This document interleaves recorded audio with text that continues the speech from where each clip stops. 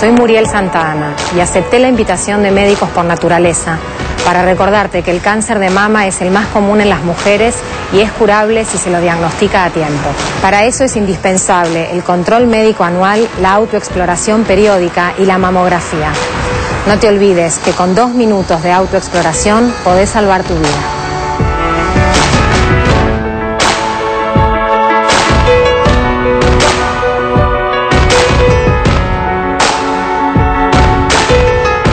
Bueno, nosotros sabemos que el haber descubierto el ADN, saber qué información contenía este ADN fue fundamental para la medicina y para la ciencia. Pero nosotros, que no estudiamos ni medicina ni ciencia, muchas veces no sabemos cuál es esta información, por qué es tan importante, para qué sirve. Por eso es que fuimos a consultar al doctor Ulises Toncanini, que es bioquímica, de genética, forense de la Fundación Favaloro, y esto nos contaba. ADN es una sigla que deriva del nombre químico de una molécula, ¿sí?, que es el ácido desoxirribonucleico. Ese nombre tan complejo, digamos, lo podemos interpretar como el código o como la enciclopedia que tenemos dentro de cada una de nuestras células, que dicta la información para que cada uno se desarrolle como un ser, como lo que es, y para que cada uno tenga su individualidad como persona, ¿sí? En ese libro, en esa enciclopedia, están contenidas todas las órdenes que hacen que nosotros seamos como somos y que nos diferenciemos entre las distintas personas. El ADN es esta enciclopedia que tenemos dentro de nuestras células, es el mismo en todas las células de una persona, es el mismo en cantidad y calidad. Los animales tienen ADN y el ADN, este libro, esta enciclopedia, está escrita con las mismas letras en los hombres, en los animales superiores y en los microorganismos también, los virus, las bacterias, las plantas. O sea, el ADN está escrito con un código que es universal, ¿sí? Está escrito por 4 letras.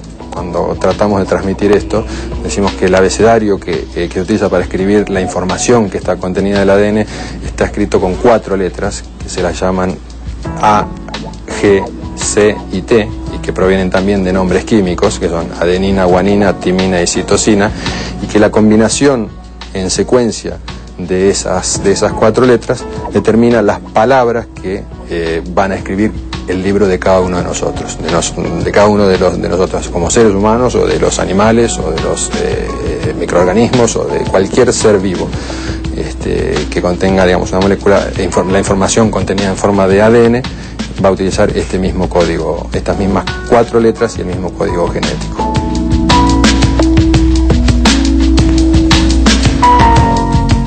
Bueno, es fundamental que existan los bioquímicos y los hombres de la ciencia para poder descifrar esta información. Pero recién, mientras que escuchábamos la nota, hablaba con el doctor Pablo Barbero, que es jefe del Departamento de Genética Médica del Centro Nacional de Genética Médica, un hombre que de esto sabe muchísimo. Decía, lo importante es poder trasladar toda esta información en beneficio de la salud, de aquellos hombres que necesitan o que les es útil obtener información que les sirva para curarse. De eso se trata. De eso estamos hablando todos los días, o sea, estamos hablando de cómo prevenir enfermedades y estamos hablando de poder tener salud.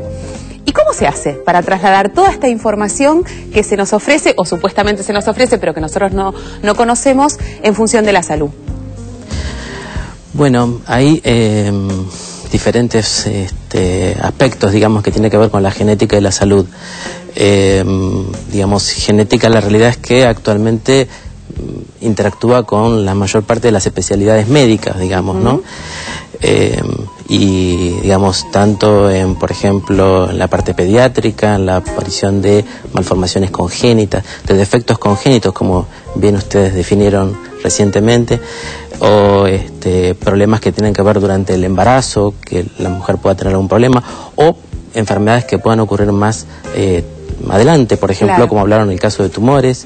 Es decir, la realidad es que hay muchas enfermedades que algunas están más determinadas genéticamente y otras hay factores de predisposición para que estas ocurran. Nos vamos a focalizar con el doctor a hablar sobre todas aquellas enfermedades que pueden ser prevenibles o pueden ser detectadas durante el embarazo, ¿no?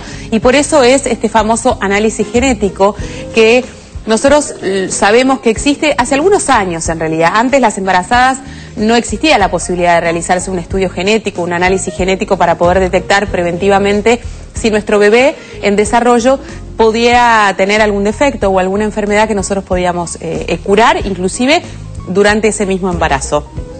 ¿Qué es este estudio? ¿Cómo se realiza? Y lo más importante, si esto se realiza gratuitamente en todo el país para todas aquellas personas que por ahí nos están mirando en este momento y dicen, ok, yo sé que existe, pero ¿tengo derecho a hacerlo? Bien.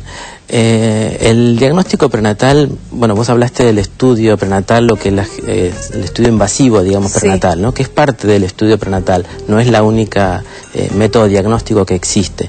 Que vos te estabas refiriendo es lo que se conoce como biopsia coriónica o amniocentesis, que son estudios que a través de una punción por la panza, digamos, de la embarazada, se llega a la placenta, se toma una muestra de esa placenta o bien del líquido que está rodeando al feto y con eso se hace un estudio de genética.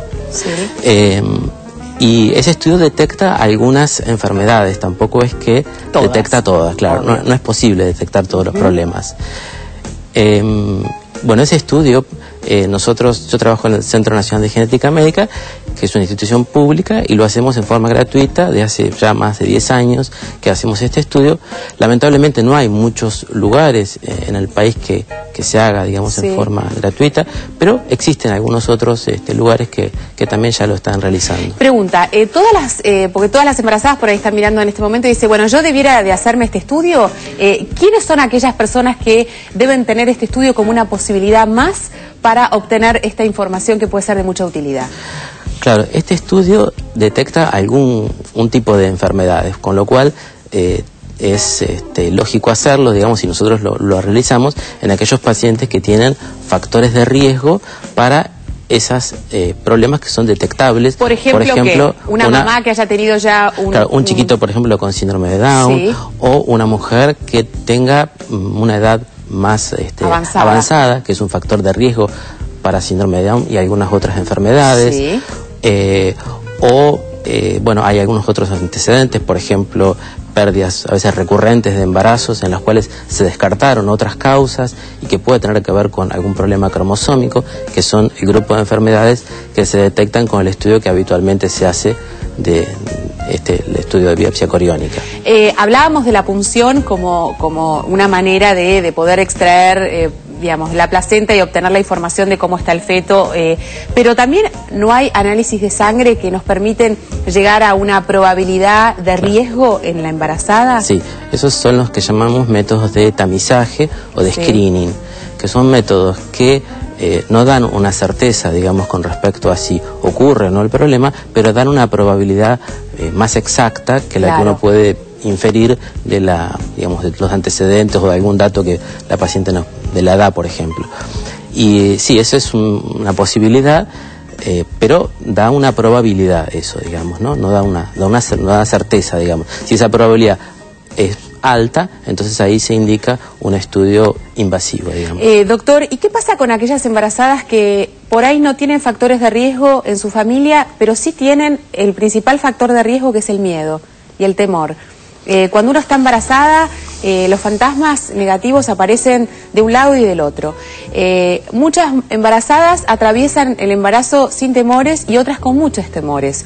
Muchas veces estos temores les juegan en contra. ¿Esto también es un factor de riesgo a la hora de tomar la decisión de realizarnos o no un análisis genético? Claro, la angustia es un factor y de hecho está considerado como un factor de a veces de indicación.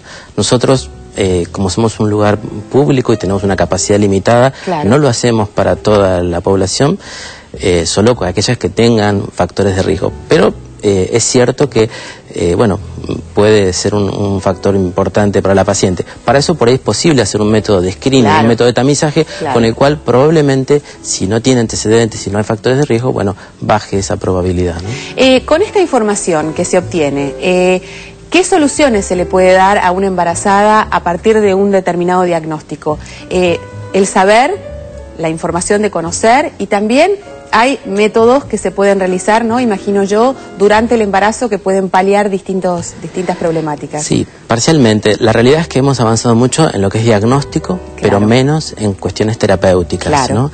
Pero sí es posible, por ejemplo, bueno, primero, a partir de un diagnóstico, detectar cuál es el cuadro exactamente. Por ejemplo, si hay, en el caso, por ejemplo, de un chiquito, un feto que sigue un diagnóstico de síndrome de Down, bueno, si tiene problemas cardíacos asociados o no, bueno, uno puede detectar otros problemas asociados a esa enfermedad, y después preparar al equipo, digamos, perinatal, a la obstetra y, por supuesto, al equipo de neonatología para la atención adecuada de ese bebé, digamos, de ese bebé y de esa mamá, que seguramente se deba preparar para recibir a su hijo más preciado y más amado de una manera especial, porque nadie sabe o nace sabiendo cómo enfrentar la vida de manera diferente, ¿no? De eso se trata. Y además el tema de diagnosticar un problema de este tipo es importante para también un futuro embarazo. Nosotros, por ejemplo, en nuestro centro y la gente que trabajamos en genética, siempre decimos que atendemos a familias, es decir,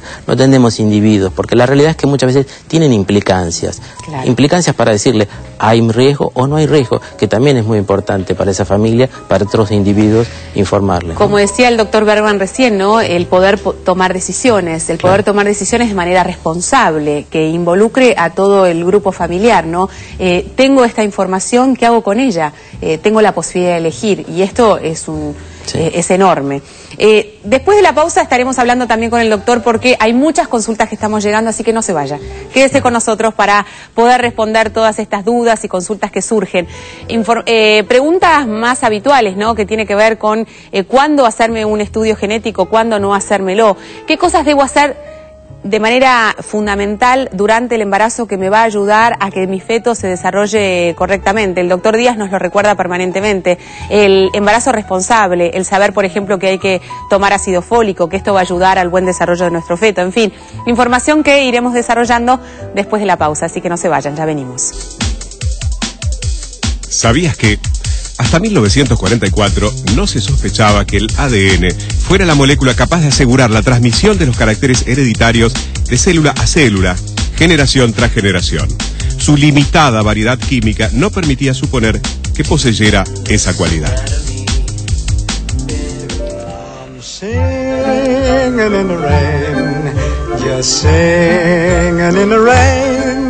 What a glorious feeling, I'm happy again.